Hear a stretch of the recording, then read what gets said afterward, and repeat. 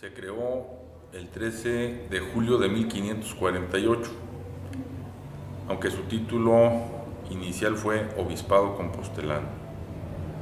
Se trata pues de una de las sedes creadas en el Nuevo Mundo en el siglo XVI. Está entre las veintitantas más antiguas del continente americano. Se desmembró del Obispado de Michoacán, que a su vez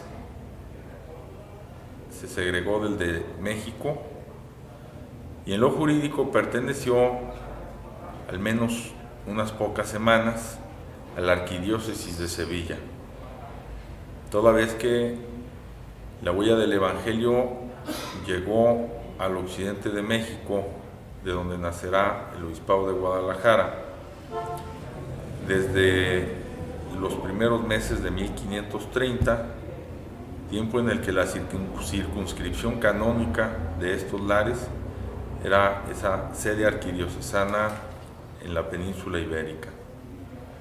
En 1548 podemos entender que esta porción del mundo era muy diferente a lo que habrá de ser en nuestros días. Era una zona escasamente poblada, no tenía, a diferencia del altiplano y del sureste de lo que hoy es México, experiencias de asentamientos humanos densamente poblados. La demografía era escasa y la gran parte de los moradores nativos en proceso de sedentarización. Eso facilitó y complicó las cosas en lo que habrá de llamarse la Nueva Galicia en la nomenclatura civil, y evidentemente también la evangelización de la Iglesia de Guadalajara, que tal será su nombre a partir de 1560, cuando se haga el traslado oficial de las sedes civil y eclesiástica de Compostela, la capital inicial del Reino de la Nueva Galicia, a Guadalajara. Esto nos habla de un momento germinal donde la evangelización, entiéndase también la catequesis de esa parte del mundo, estaba dividida en dos niveles, pues tales eran las repúblicas de indios y las repúblicas de españoles, como finalmente terminaron adoptándolo las leyes de Indias. Ahora, con pocos elementos de cultura general para potenciar estas dos cosmovisiones, los que vivimos en México más bien tenemos una visión negra de ese momento, algo así como un gran genocidio donde fueron arrasadas culturas nativas por otras invasoras. Pero la realidad es mucho más compleja. Ciertamente hubo un proceso doloroso y de adaptación, pero no todo fue ruina, muerte, desolación, y menos en un lugar como la Nueva Galicia, donde, según lo he dicho, los nativos eran pocos y los expedicionarios muchos menos. Hay que tomar en cuenta un bienio clave para entender lo que venga después, 1541-1542, la rebelión chimalhuacana, durante la cual casi todos los descendientes de los primitivos moradores de estas tierras, alentados por algunos de sus jefes, promovieron una rebelión que tuvo su momento estelar, la llamada Guerra del Mixtón, que orilló nada más y nada menos que al virrey don Antonio de Mendoza a trasladarse al frente de un contingente muy nutrido de indios tlaxcaltecas hacia esta región, esta comarca, y sofocar lo que parecía el principio de un levantamiento que ponía en riesgo grande la pervivencia de la expansión de la cultura occidental en el macizo continental americano. Así las cosas, después de ese año de 1542, vendrán refundaciones de pueblos, villas, aldeas indianas. Digamos que las poblaciones de indios entre 1530 y 1542 casi todas desaparecen, tendrán que regenerarse de nueva cuenta a partir de este último año, y los pueblos de españoles pues habrán de sufrir también mutaciones grandes. Pocos serán los que se mantengan en su asiento original, y un ejemplo muy patente de esto que vengo diciendo es Guadalajara, que tuvo 3 sedes provisionales antes de la cuarta definitiva. Con esto no nos extrañe que la misma capital de la Nueva Galicia y sede original del Obispado de Guadalajara, que así fue llamado luego, pues haya sido Compostela, y que esa Compostela de 1546 pues haya tenido que cambiar de lugar y no sea el mismo sitio donde ahora existe una cabecera municipal en el estado de Nayarit. Estamos hablando, digo, de una conformación social inestable, con grandes retos y desafíos, y así habrá de sobrevenir a la vida la iglesia en Guadalajara. Perdón, padre. Esto es el nacimiento de la iglesia en Guadalajara, el surgimiento, la modificación. Son muchos cambios los que pasan. Hay destierros, hay nuevas razas, digámoslo así. Pero, ¿qué sucederá con la evangelización en estos años?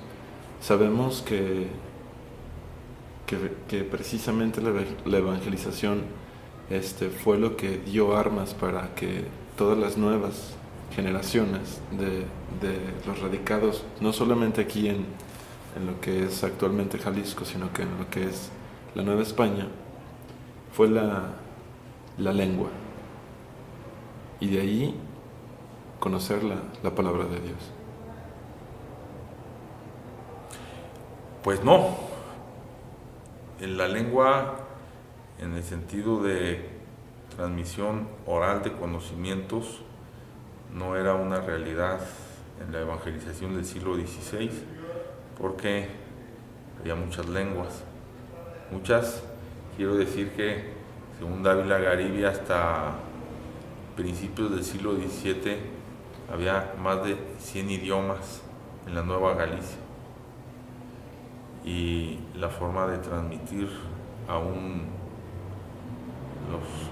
las nociones más rudimentarias del Evangelio era muy complicada. La evangelización, hasta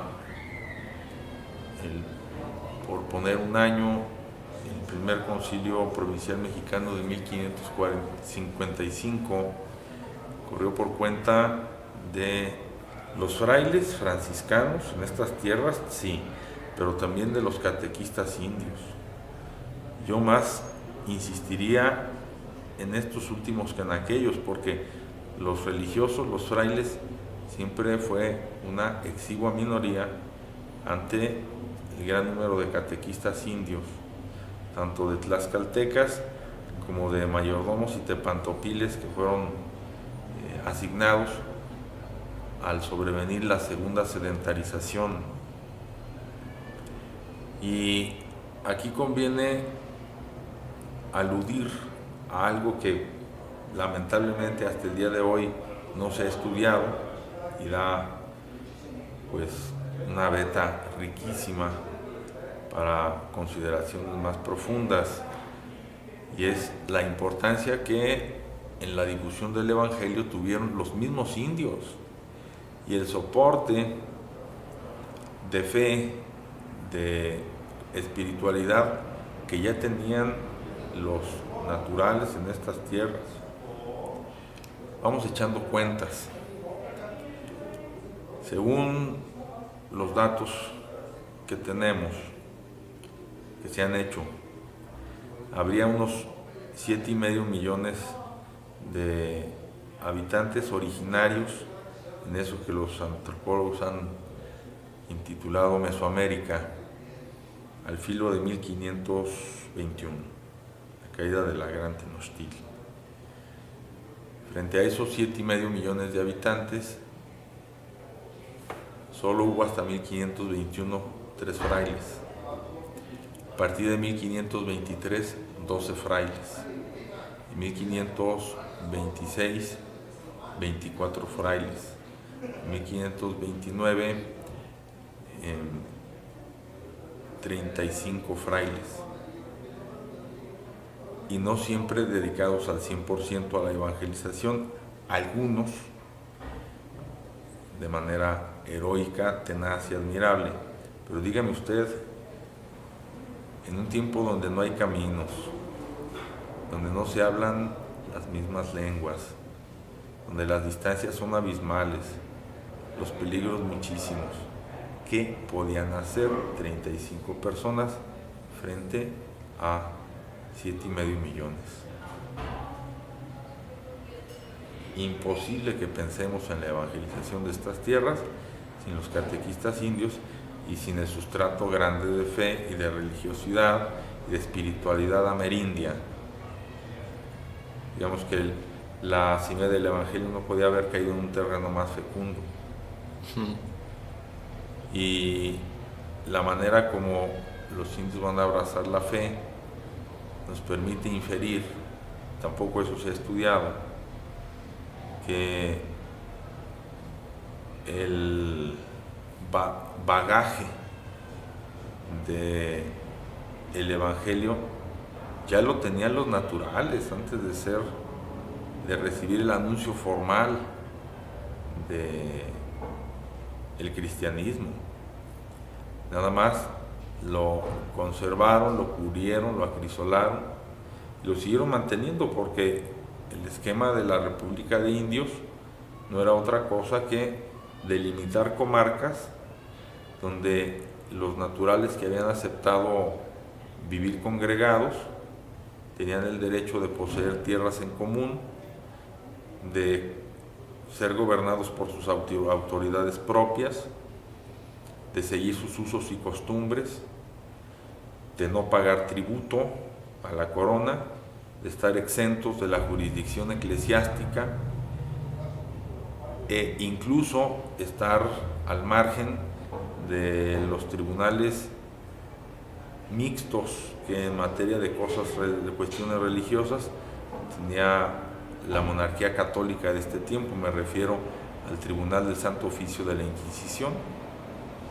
Los indios no estuvieron sometidos a la jurisdicción del Tribunal del Santo Oficio, ni tampoco estuvieron obligados al pago del diezmo. Todo esto fue una excepción que hicieron las leyes de Indias de esto. Sin embargo, sobre todo en los primeros años, sí estuvieron sometidos a una institución no muy afortunada, muy desafortunada más bien en términos de derechos humanos, que fue la encomienda y después el repartimiento de indios. Era una manera obligada de trabajo, no forzado, pero sí obligado.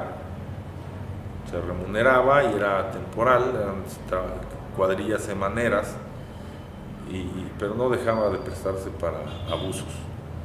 Digamos que la evangelización entre los indios corrió por cuenta no menos de los catequistas indios, que llegaron junto con los frailes evangelizadores, y después de los mismos indios que quedaron en calidad de mayordomos al frente de las comunidades y de la atención de las cofradías, de las fiestas religiosas en cada localidad. Y que en las repúblicas de españoles, pues la evangelización y la catequesis estuvo a cargo de la misma inercia social, de una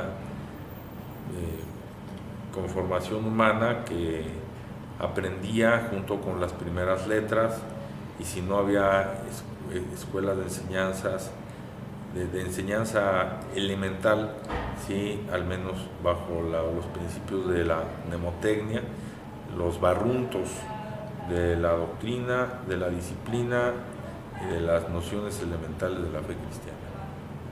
Algo como se depositaba la confianza y la fe, educaban al indio, y era el indio: ve y enseña al mayor de tus hermanos. Y se fue reproduciendo una cadena. Pues la evangelización entre los pueblos de indios fue tan profunda que en el mismo siglo XVI se hizo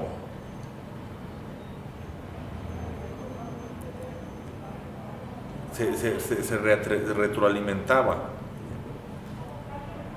Los curas doctrineros, que así se llamaba a los párrocos de los pueblos de indios, fueron frailes hasta el siglo XVIII, que hablaban la lengua mexicana, por lo menos el náhuatl, pero más bien se encargaban de la asistencia sacramental que de la catequesis. Esta la impartían los mismos naturales, sobre todo el respeto a los ciclos del año litúrgico, a las grandes fiestas de la iglesia, a las fiestas patronales, a la manera de hacer el desplante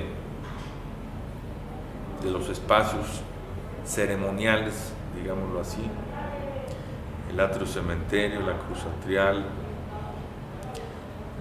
la iglesia de la comunidad y la iglesia del templo del hospital, los hospitales de los pueblos de indios. A todo esto, bueno, pues la pervivencia de una religiosidad que se fue enriqueciendo con muchos ingredientes de la cultura nativa, la danza, la dramatización de los tiempos fuertes de la liturgia, el teatro de evangelización, los pasos procesionales, los cantos. Fue algo muy rico y muy importante.